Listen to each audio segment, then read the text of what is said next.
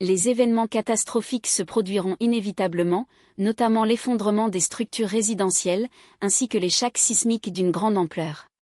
Ces phénomènes représenteront l'une des catastrophes imminentes dans une conjoncture de transformation brusque et intense. Un flux d'énergie important sera dirigé vers ce processus, mobilisant de nombreuses personnes dans un contexte de changement profond, exigeant un réajustement collectif aux nouvelles réalités imposées. Mon nom est un Vulet, connu pour mes compétences médiumistes, originaire de la Pologne, mais établi au Canada il y a 4 décennies. Depuis l'enfance, des cadeaux manifestent que ma mère, avec une perspicacité, a identifié comme une capacité d'investigation innée. Dans une existence antérieure, il incarnait une jeune femme en Inde, dont le désir était de me dédier à la danse sacrée dans les temples. Ma sœur a été acceptée dans cette pratique, tandis que moi, progressivement privé de vision, j'étais exclu. Adolescent, déjà aveugle, je me visualisais interprétant les lignes de mes mains sur les marchés publics, révélant des destinations extraterrestres à travers une grande intuition. Actuellement, ma chaîne YouTube a été reconnue parmi la plateforme la plus pertinente, une distinction qui me remplit de fierté.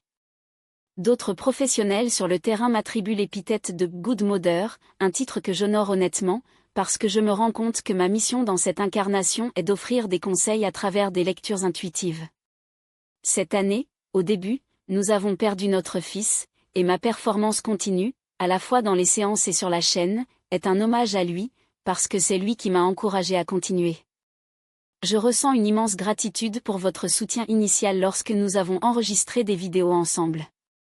À une occasion, après un enregistrement, il m'a posé une question inquiétante: quand la prochaine attaque terroriste se produira-t-elle aux États-Unis ? J'étais réticent, faisant valoir qu'un tel interrogatoire était impossible à répondre. Il a cependant insisté: ferme les yeux et ne réponds pas en tant que mère mais comme un médium. Sous pression, j'ai mentionné Denver, Colorado, entre 2017 et 2019, ajoutant que le FBI intercepterait le plan à temps. J'ai été secoué par le reste de la nuit, remettant en question son intention de se soumettre à une telle preuve. 2 semaines plus tard, près de Pâques, notre plus jeune fils, dans un aéroport sur le chemin du Kentucky, m'a envoyé un message: Maman, tu as bien compris Denver. L'épisode a servi de confirmation tangible de ma capacité, bien qu'elle reconnaisse que les visions ne sont pas toujours interprétables avec précision. À l'époque, cependant, la certitude sur le lieu et l'intervention du FBI étaient sans ambiguïté. Je reçois souvent des rapports de succès dans mes prédictions, bien que la nature des vues ne permette pas une précision absolue. Une affaire emblématique impliquait une jeune femme de Floride qui s'est rendue à Denver, où un incident lié à l'aéroport était prévu dans une vidéo qui reste disponible, sans retrait, dans ma collection numérique. La crise économique va empirer, vidant les ressources financières de la population. L'expression « poches inversées » symbolise la rareté des réserves, tandis que le dollar américain perdra de la valeur, déclenchant un effet de cascade mondiale. L'instabilité sera répandue, avec des nations confrontées à des effondrements différents mais tout aussi précaires, comme un fil sur le bord de la falaise. La fragilité de l'équilibre actuel est évidente, juste une petite secousse pour précipiter le chaos. Voulez-vous que vous lisiez une carte à 3 ? Ceci est ma méthodologie habituelle. Les résultats indiquent une polarisation extrême, alors qu'une minorité accumulera la richesse, la plupart dépendront de l'aide externe pour survivre. Beaucoup recouriront à un travail excessif pour tenter de préserver une certaine stabilité matérielle, mais le chômage et le manque de logements s'intensifieront, aggravés par des crises systémiques. La rareté des ressources exacerbée par le temps climatique, de plus en plus imprévisible et violent, améliorera le scénario chaotique. Les tempêtes, les inondations, la chaleur extrême et les ondes froides affligeront différentes régions, chacune avec ses propres particularités, mais toutes soumises à une fréquence plus élevée de calamités. Ils s'inquiètent de la désactivation possible de la FEMA aux États-Unis, précisément lorsque la demande d'aide gouvernementale sera plus urgente. L'augmentation du niveau de l'océan inondera les zones côtières, tandis que les catastrophes naturelles, telles que les tremblements de terre, entraîneront l'effondrement des bâtiments. Accidents d'air et épaves, impliquant les 2 avions. Les navires militaires, ils deviendront plus récurrents, nécessitant une préparation collective. Récemment, un consultant binational canadien et un résident américain au Canada a demandé la commodité de déménager aux États-Unis. Quand je ferme les yeux, j'ai dit que le moment n'était pas propice, recommandant qu'il soit resté sur le territoire canadien. La confirmation à travers 3 lettres a révélé un scénario d'instabilité politique, les tours et les conflits urbains généralisés. Je ne vois pas un avenir tranquille pour les États-Unis dans la sphère politique. La société sera profondément divisée, bien que l'union ne se produise pas par la conciliation mutuelle, mais par une opposition conjointe au gouvernement. Les républicains et les démocrates, malgré les différences, allient éventuellement s'allier autour des objectifs communs, tels que l'accès à la santé et à la sécurité socio-économique. Y a-t-il des signes de réconciliation ou de guérison? Oui, mais le processus sera précédé de tensions sociales aiguës. Les manifestants prendront les rues pour manifester contre les autorités, tandis que la population attend l'émergence d'un leadership renouvelé. Initialement, une figure féminine, une mère forte, charismatique et unificatrice, émergera, capable de rassembler des forces antagonistes. Par la suite, un leader masculin, plus affirmé et accessible aux masses, assumera le protagonisme, capitalisant la voix à l'ouvre. Cette dynamique reflète le siège actuel par une direction claire aux États-Unis. Quant à l'intelligence artificielle, son influence est ambivalente, bien qu'elle offre des avancées remarquables, il comporte des potentiels destructeurs. Le maintien de l'équilibre au milieu de telles turbulences équivaut à naviguer dans un petit bateau pendant une tempête, l'énergie dépensée sera immense et les transformations radicales. Ce sera à la société de s'adapter à cette nouvelle réalité, dont les contours sont toujours décrits. L'adaptation aux modifications requises par ce nouveau paradigme ne sera pas un processus simple ou linéaire. Le moment d'incertitude et de désorientation sera inévitable, surtout lorsque la frontière entre le réel et l'artificiel devient de plus en plus diffuse. Est-il possible de distinguer, clairement, si les mots donnés proviennent d'un leader politique ou d'une intelligence artificielle méticuleusement programmée pour imiter sa voix, son style et même ses idiosyncrasies? L'hypothèse selon laquelle les chiffres publics recourent au système d'IA pour simuler les discours, les messages ou même la présence en période d'absence, que ce soit pour des raisons de santé, de stratégie ou de commodité, n'est pas seulement de la spéculation, mais un scénario plausible qui exige la préparation critique par la société. L'érosion de la confiance dans les institutions, les dirigeants et même les symboles traditionnels de l'autorité spirituelle peut s'intensifier car la désinformation et la manipulation technologique sont liées aux structures de pouvoir.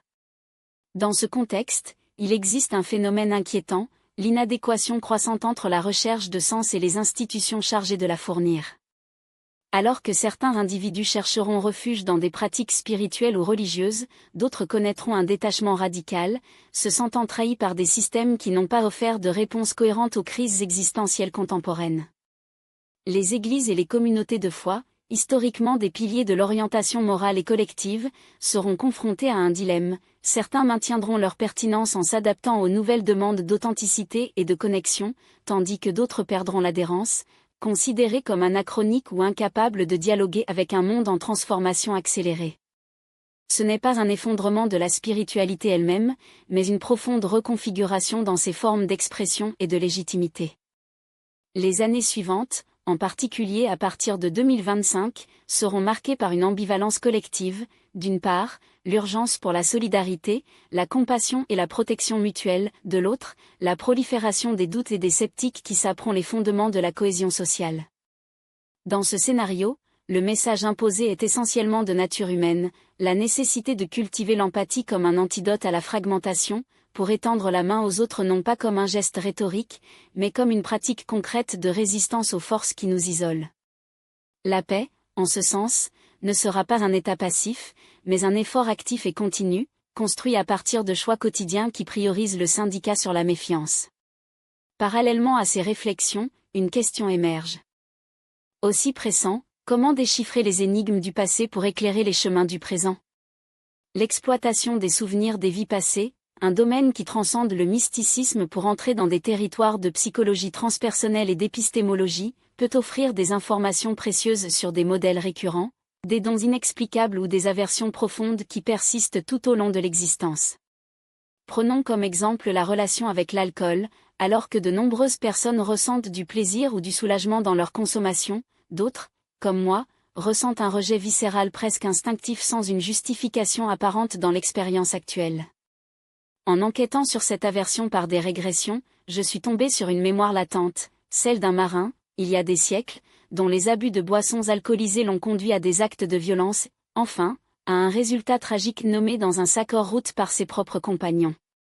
Cette révélation a non seulement élucidé une prédisposition comportementale, mais a également suggéré une origine possible pour les compétences perceptuelles qui se sont manifestées tout au long de cette vie, en particulier après des expériences préliminaires entre la vie et la mort. La première de ces expériences s'est produite à l'adolescence à l'âge de 11 dans un épisode qui aurait pu être fatal. Me trouvant au bord d'une piscine profonde, au milieu de jouer avec des amis, j'ai été poussé à l'eau par l'un des garçons. Incapable de nager, je me suis retrouvé submergé, confronté à l'imminence de la mort. Fait intéressant, au lieu de la panique, une étrange curiosité m'a pris en charge, la croyance populaire qui, dans les derniers instants, a défilé devant les yeux comme un film. Si c'est la fin, pensais-je, du moins je pourrais regarder la projection sans frais. Cependant, la réalité était moins poétique, juste un mur bleuâtre et opaque, bloqué par des bulles qui, dans ma frustration, j'ai essayé de supprimer de voir mieux. Cet acte involontaire, l'interruption de l'expiration, peut avoir été décisif pour mon corps, même partiellement, est apparu à la surface. Le cycle de noyade et de résurgence a été répété jusqu'à ce que, épuisé et avec les poumons pleins d'eau, j'ai été secouru par les sauveteurs. La douleur de l'extraction liquide était aussi intense que la déception de ne rien avoir vu. La deuxième expérience, cependant, était encore plus profonde et plus transformatrice. Enceinte de mon fils, déjà 10 jours au-delà de la date limite attendue, je me suis trouvée dans une salle d'accouchement lorsqu'une procédure de routine, la vérification de la dilatation a déclenché une réaction extrême, ma tension artérielle a chuté à 0. Paralysée, même incapable de déclencher le bouton d'urgence, je me suis sentie emprisonnée dans un corps qui n'a soudainement pas répondu. L'arrivée d'une infirmière, qui a détecté l'absence de signes vitaux, a commencé une course contre le temps. Alors que mon corps était paniqué par les couloirs de l'hôpital, ma conscience en était détachée, flottant au-dessus de la scène avec une clarté inquiétante. Il a observé les médecins, leurs expressions urgentes, l'ouverture des portes en verre, qui, pour moi, ne proposaient aucune barrière, car elles les traversaient comme s'il s'agissait de simples rideaux de lumière. Aux urgences, alors que l'équipe médicale comptait régressivement dans le but de me raviver, je suis resté serein, assis sur les lampes chirurgicales, indifférente à la chaleur qu'ils devraient émettre. Ma seule préoccupation était le sort du bébé. En constatant que les efforts pour le sauver avaient réussi, une paix inexplicable m'a envahi, dissolvant toute peur ou résistance. Je me suis réveillé 11 heures plus tard, dans une pièce isolée, un privilège inhabituel en Pologne des années 1980, où les lits d'hôpital ont été partagés par des dizaines de patients. L'infirmière à côté de moi, en vérifiant mes signes de lucidité, a confirmé ce que je ressentais déjà, j'étais dans le coma, au bord de la mort.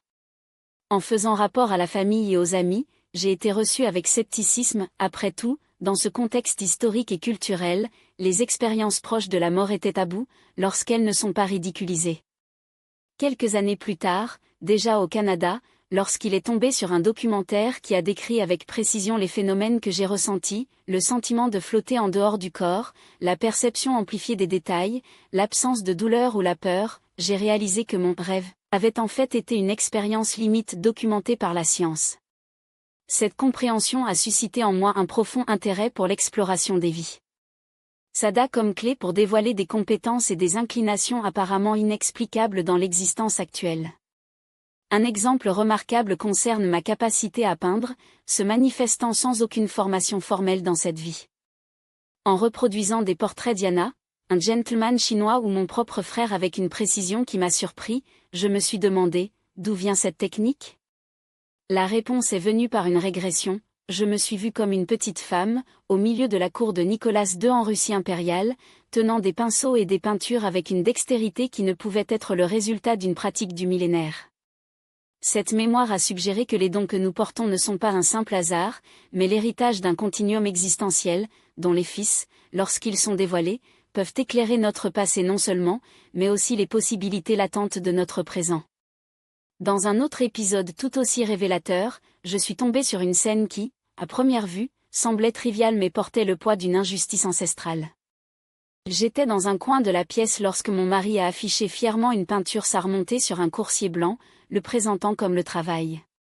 L'ironie de la situation a été immédiate, j'avais fait ce travail moi-même avec une méticulosité, dominant chaque trace et chaque mélange chromatique comme s'il s'agissait d'extensions naturelles de mon être. L'indignation se mêlait à une étrange fierté dans une compétence qui transcende ma propre compréhension, mais, cependant, est restée invisible aux yeux des autres, éclipsée par une appropriation incorrecte. Cette expérience, bien que douloureuse, a planté en moi la graine d'une question plus profonde: comment concilier la reconnaissance d'un cadeau inné avec le malentendu de son origine? Des années plus tard, une réunion fortuite offrirait un fragment de réponse. Un homme est entré dans notre magasin d'antiquités, tenant mes écrans avec un look par les pairs. Après avoir soigneusement examiné l'une des œuvres, il m'a demandé: qui lui a appris à peindre la peau humaine avec une telle précision? Je lui ai alors avoué qu'il n'avait jamais reçu d'instructions formelles. Les couleurs, pour moi, s'harmonisaient presque instinctivement, comme si une mémoire ancestrale guidait ma main. Le visiteur, qui s'est présenté comme professeur d'art dans une institution locale, s'est avéré étonné. Selon lui, la maîtrise de la représentation cutanée a nécessité des années d'études sur les proportions et les pigments, quelque chose qui, dans mon cas, a coulé avec un naturel déconcertant. Ce n'est qu'à ce moment que la connexion a été établie, que la dextérité n'appartenait pas uniquement au présent, mais résonnait d'une existence passée, dans laquelle la peinture n'était pas un simple métier, mais une langue de l'âme. Une autre mémoire a émergé avec une intensité égale, cette fois chargée de symbolisme et de tabous culturels. Dans une vue régressive, je me suis retrouvé comme un jeune garçon dans un village autochtone, où le buffle, dans leur force écrasante, a menacé de dévaster la colonie. Contre toutes les attentes, je me suis lancé en tant qu'enfant, et, par le biais d'une autorité qui ne correspondait pas à mon âge, tient le troupeau avec un geste presque surnaturel. En rapportant cet épisode à un visiteur de mon magasin, un chaman provenant de la Colombie-Britannique, il m'a écouté avec une sérénité qui contrastait avec ma propre perplexité. Cela explique pourquoi personne n'ose le regarder dans les yeux, a-t-il déclaré. Parmi les peuples traditionnels, l'œil droit du chaman est une transgression, son énergie doit être respectée, pas contestée. Cette révélation a élucidé non seulement l'épisode du village, mais aussi un modèle récurrent dans mes vies passées, la restriction imposée aux femmes dans la première existence, où mon talent artistique a été usurpé par son mari, parce que la société de l'époque interdisait toute forme d'autonomie financière ou de reconnaissance publique. Déjà existant comme eunuque, le nom qu'il portait dans ce village, le cadeau chamanique m'a isolé, non pas par choix, mais par une révérence qui abordait la peur. Fait intéressant, ces souvenirs ne courent pas là-bas. Dans une autre régression, je me suis identifié comme un ambulancier paramédical d'Atlantis, aux côtés de Cheryl, mon amie actuelle, avec qui j'ai partagé non seulement des liens affectifs, mais aussi une mission de guérison dans le temps immémorial. De telles expériences, bien que fragmentées, tissent un récit cohérent, que les compétences que nous manifestons aujourd'hui sont, en substance, les héritages d'un chemin spirituel beaucoup plus large que notre conscience immédiate ne peut embrasser. Elle qui souhaite explorer ces connexions ou demander des conseils grâce à mes lectures, je vous invite à visiter ma chaîne YouTube, Psychique Bleta, ou à planifier une session via mon site. Mon magasin d'antiquités d'Enredé, unique dans son essence, sert également d'espace de réunion pour ceux qui recherchent des réponses au-delà du tangible. Enfin, j'apprécie l'opportunité de partager ces réflexions, ainsi que la patience et la générosité d'Evelyne pour m'avoir acquis cet espace de dialogue. Que ces mots résonnent comme une invitation à découvrir les couches les plus profondes de notre propre existence.